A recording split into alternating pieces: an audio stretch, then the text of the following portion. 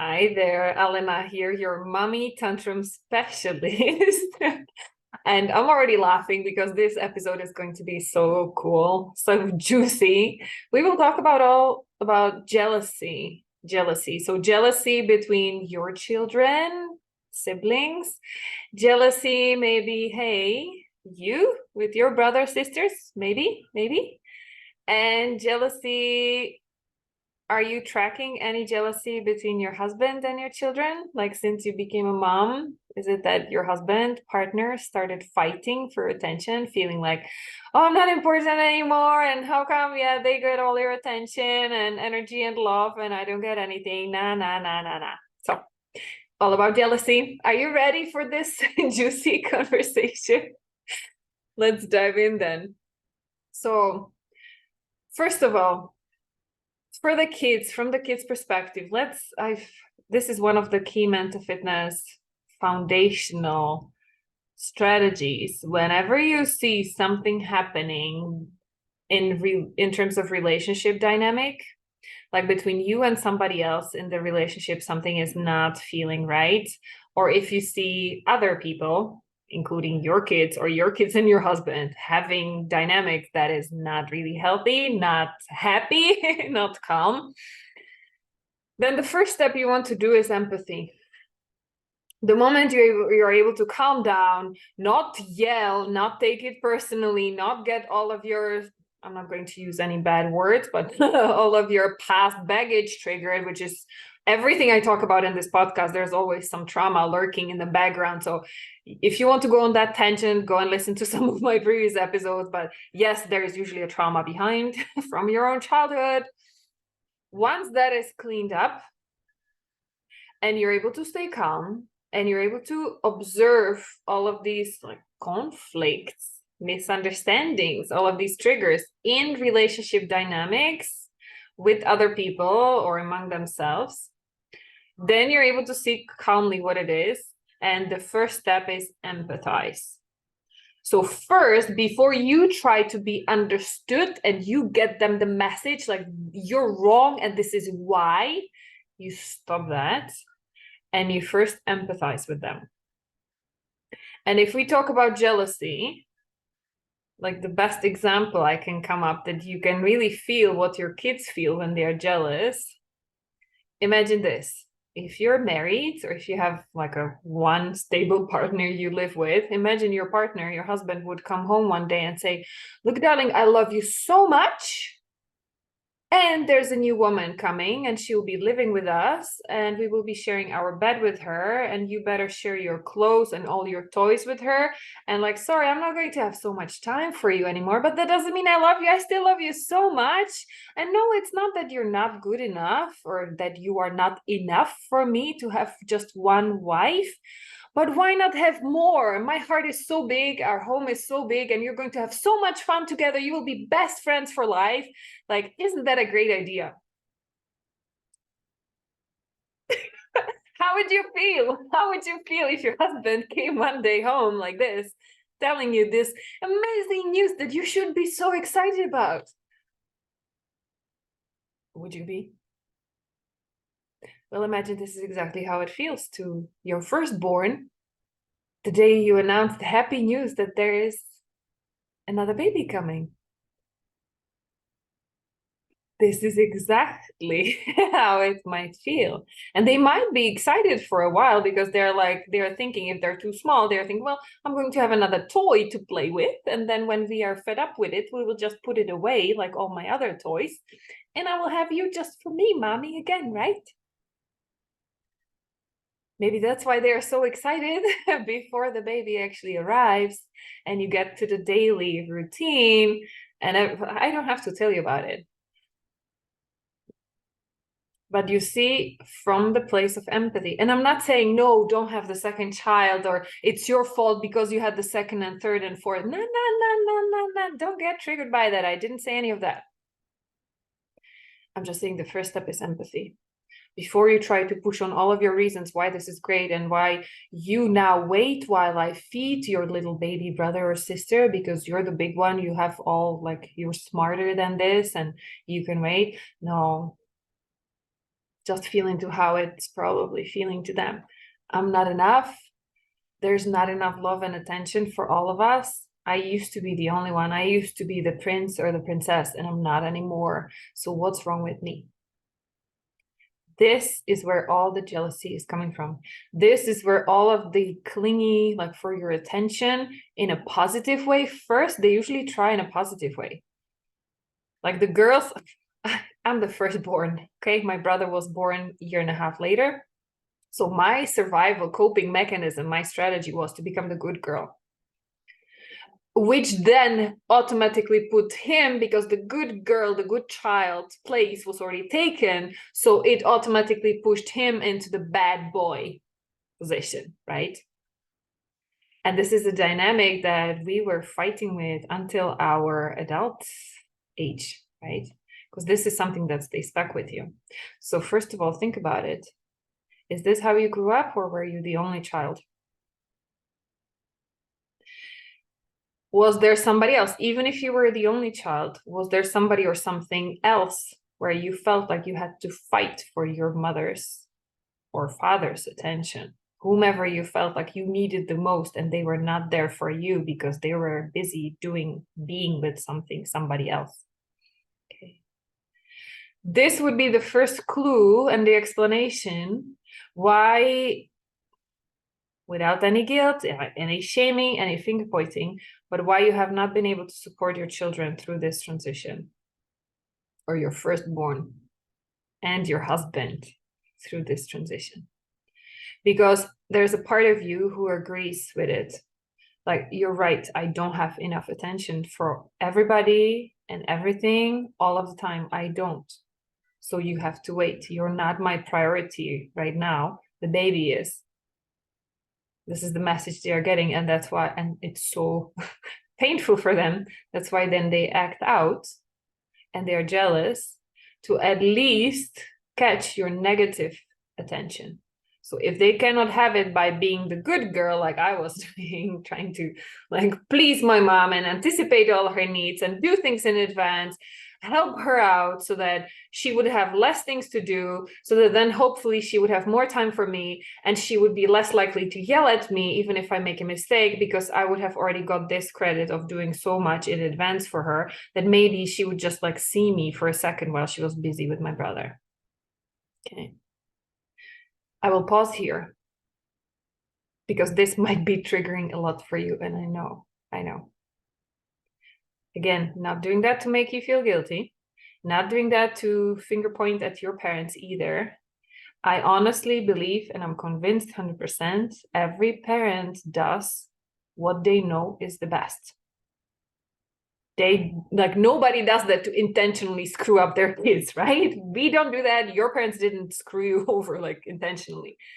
They did the best they could. It's just that they didn't know better. Well, like, that's exactly why you're here. To learn better, to start doing better.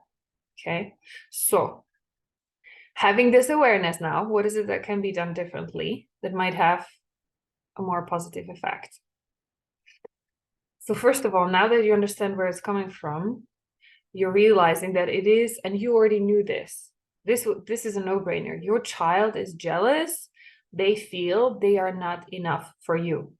Okay, so knowing this, what then the question becomes for you when you're calm, not when you're triggered in that moment, when you feel like, my client just said it yesterday, I think, I wish I was Shiva and had 4 hands, like 4 arms. I need to grow 4 arms because I have 2 babies. They both need my attention.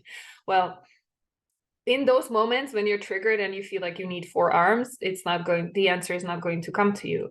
But in the moments when you are calm, you have access to this empathy and that deep love for your children, then I would ask myself the question, how is it that I can make my child, my firstborn, feel loved and enough? How is it that I can fill up her or his cup? How is it that I can let them know today that they are the most precious thing in the world, no matter what? Okay. That's where it's coming from, because that's the need that is not being met, and that's why they are acting out. That's why they are having this jealousy outbursts and doing things that you don't want them to do. Okay. And most likely, because you have read all of these smart parenting books about raising 2, 3, I don't know, 1,000 kids. You have read that already. You know this. This is nothing new to you. What might be new to you is the day-to-day practice application. It's not that you tried once and it doesn't work, or that there's one evening when you're doing your best and still yet. Like, you gave them all the hugs even before the baby woke up. You spent all the time with your toddler, playing, hugging, having the best time ever.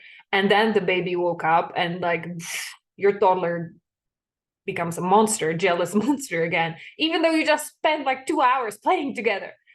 Okay. So what you're going to do differently is the next time you realize that you catch that in advance, you'll realize it is normal. It is normal. And no, it doesn't mean that you have to burn out by giving out like all of your love and attention and energy and never go to sleep again because like there are so many people who need you all the time. No, that's not what I'm saying. You will realize what your child's needs is, and therefore you will not yell. You will not turn into this momzilla. You will not let your rage and anger take over, because that rage and anger is your last boundary, because you did not set any boundaries before. So ideally, you will start setting boundaries before you yell. Practical situation. Your toddler is getting jealous again, even after you've played, even after you filled his cup, even after you did everything you could so that he feels loved and he feels enough. And he starts again going at the baby or acting out, doing things he knows he's not supposed to do because he's jealous. You know he's trying to get your attention. So step number 1, you check in within yourself. You do not go into that anger, okay, because you know that's not going to help. And you have cleaned up all your past trauma so that you don't feel like you have no control over that anger. You stay calm. I know this is step 1, but this is like several months of work condensed. Yes, that's exactly what I do inside the Zen Supermom program. Okay, this work takes time, but it is possible. And only once you're able to do that, then you're able to address your child's jealousy. Then you can set up healthy boundaries saying, no, this is not acceptable. I'll be with you in the next 10 minutes, whatever the baby is eating now, then I'm going to be with you. And how can you, and seeing all the ways how you can engage the toddler while you're busy with your baby, like you will have access to all of that smart ideas and parenting strategies you've already read about anyways, only once you're able to stay calm. Does that make sense? That's why this work is so important, starting to work on yourself first. Okay. You understand where the jealousy is coming from, but in order to effectively address it and leverage all of those smart parenting strategies and techniques you've read, you need to be able to stay calm in that situation and not get triggered into anger, because that's what's going to break it and make it even worse. You know that you will lose even much more time. You will make even the baby upset because the baby can feel your energy. You're trying to feed the baby while you're yelling at your toddler. So now everybody is crying, everybody's shouting, and it's like, and your husband starts running away because he has the avoider tendency. When things get like heated up, he runs away. So then he's not there to help you. It's like a tornado of just this negative energy that does not have to be there if you only start with yourself first. You making sure you can stay calm. Okay. Does that make sense? And if it does, let's continue. Because I very often, and I felt it also in my relationship with my husband, there was a time when he was jealous of the baby, of our daughter. It's like, you don't have enough time for me. I'm not important for you anymore. It's all about this like baby. Already since I was pregnant, I remember we had one discussion. I just found out I was pregnant like 2 weeks ago. So every evening when we came back from work, all I could talk about, all I could think about, my entire being was absorbed with me trying to integrate and understand, like, I am becoming a mom and there's another human being growing inside my body, even without me doing anything. I'm just eating, drinking, and sleeping, and it's happening on its own. How scary and amazing it is at the same time. And it was all I could talk about, because I started doing all my research and reading and like all the pregnancy research, and then giving birth and parenting techniques and preparing the baby equipment. And just my entire life became absorbed by this, like trying to figure it out. Oh my goodness, I'm becoming a mom. And that was already, like, when I think back about it, that was the moment when my husband started feeling jealous, probably since the first time. And it just 2 weeks finding out I was pregnant. And it was just getting worse from there on, of course. So, but I didn't see the signs, right? Because I was so absorbed. And only when he told me in one discussion, like, again, we are talking about it again. Like, please, we don't have anything else going on in our lives. And I got triggered by that, and I got offended, and I started crying, because all of these mother hormones, right, on top of it. I started crying. I was like, well, this not important for you? And this is like, we are becoming first-time parents for both of us, and like, bawling my eyes out. Now I'm laughing about it, but it felt devastating to me at the point, of course. So if you have been, and there were many more occasions afterwards when he was complaining that I don't have time for him, and I'm just so exhausted, and I don't give him so much attention, and he doesn't feel loved, and like, it's just baby, baby, baby, and where is our relationship? So this is jealousy too, right? Once you're able to decompress from it, stop being triggered by it, stop taking it personally, stop taking it as an attack on your boundaries, and you see that it's not about you, it's about the other person and what's going on for them. So I was able to see afterwards, and yeah, I feel so sorry for my husband. It really took me 3 years probably. Only when I started doing this work and I cleaned up all of my trauma, I started doing the mental fitness piece, like to raise my stress resistance, not to get hijacked and yell when I was stressed out. Only then, when I cleaned up everything with my daughter, or as much as I could, humanly, like, I'm not 100% perfect, nobody is. But only then I started seeing the patterns, actually, how,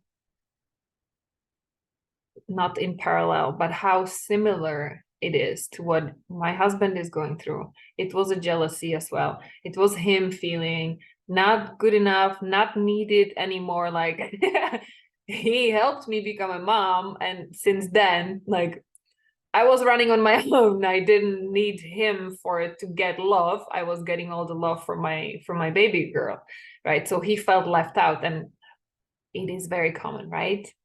I don't know a partnership that wouldn't gone through this phase. The question is that a phase, or has that become your normal reality, the way how you've been functioning ever since? Because if it has, it will have a serious impact, right? Because the moment, and I see it often, and we were slipping down that slippery slope as well with my husband. I started feeling, when he was getting more and more jealous, so he was disconnecting, he started helping less, and I felt like I was stuck by myself, and there was this resentment. Like, he's not pulling his weight, we are not the team anymore, and he doesn't care, and so that makes me even more exhausted. And he became basically my second child. So his needs, filling up his needs for attention, for love, for feeling good enough, it started feeling to me like he became the second child rather than being my partner, and like a team partner, right? Because before we became parents, we were like a team. We had each other. We lifted each other whenever it was needed, and we were happy together. It was not like, I'm not complete, I need to find somebody else to be happy, and like, yeah, to have people meeting each other to be full. No, we were already full, we were confident, we were great together, and it was a great team dynamics. But the moment there was a third element inserted in this dynamic, that's where things started. And my husband felt left out, like that now I'm a team with our daughter, and he's like the third wheel. Like, so that's when I realized, only after 3 years. sorry what was happening. And that alone for me, because I've done already so much work, was enough for me to shift the perspective. Shift from treating my husband as my second child and lifting him up back to his team partner role, which is essential. Because any child or children, they need two partners, they need a couple to have that blueprint for their life, have a blueprint for relationships, have a blueprint for how you communicate when there is disagreements. How do you clear it up? How do you set your boundaries in a relationship? How do you support and lift each other up in a relationship? I did not want my daughter to see that I'm treating her father as a just listen and do what you're told as you're told, and just like don't ask too much from me because I'm too busy. I did not want her to go into a marriage one day or a partnership and have the same dynamic. Look for a husband who she will treat as a child. So the moment I realized that, I lifted him up and I told him, look, I know it might seem like I don't need you, but actually I need you now more than ever before. I know I'm pretty independent and a strong woman. I can do a lot by myself, and we have such different energy. I'm the super pushy, super high achiever, hardworking. I can multitask and do a billion things in a day, but that doesn't mean that I don't need you. He is the calm, steady rock, which means he doesn't move fast, but he's steady in his emotions and in his support. And that's the steadiness. That was the anchor that I needed. And the moment he stopped being hijacked by his jealousy and feeling I'm not good enough, he actually became the anchor and the support and the source of energy that I needed. Like the big arms I could go back to recharge. So he stopped being the energy drain. Like, oh my goodness, there's another one who's asking for my attention and love, and I just don't have enough of it, even for myself. Like, where do I take more? We stopped having this dynamics.